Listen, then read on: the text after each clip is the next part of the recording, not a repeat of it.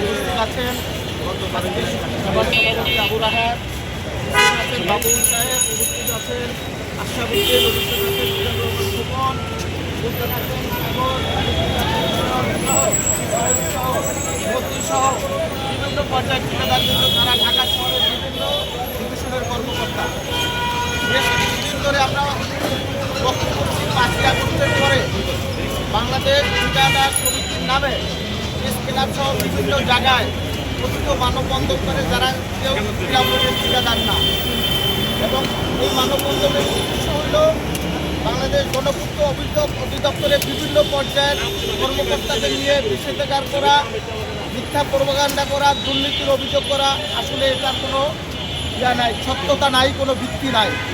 আমি আপনাদের মাধ্যমে এই যে মিডিয়া কর্মীর মাধ্যমে সবাইকে বলে দিতে চাই, আপনারা এরকম কোনো যদি কোনো মানববন্ধন বা কোনো করতে চায়, অভিযোগ করতে চায়, আপনারা যাচাই বাছাই করবেন আসলে তারা গণপূর্তের ঠিকাদার কিনা।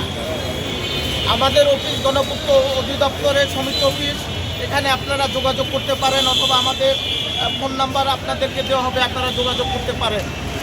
অভিযোগ হইতেই পারে, কিন্তু অভিযোগের যদি সত্যতাই না থাকে এবং যারা ঠিকাদার না তারা কীভাবে অভিযোগ করে।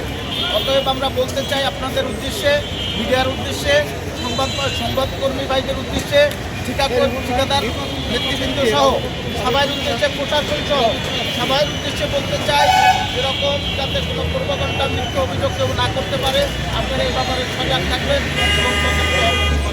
এই বলে আমি সবাইকে আবারও অনুরোধ করব, যারা প্রকৃত ঠিকাদার এইটা আগে আপনারা যাচাই করবেন যে তারা ঠিকাদার।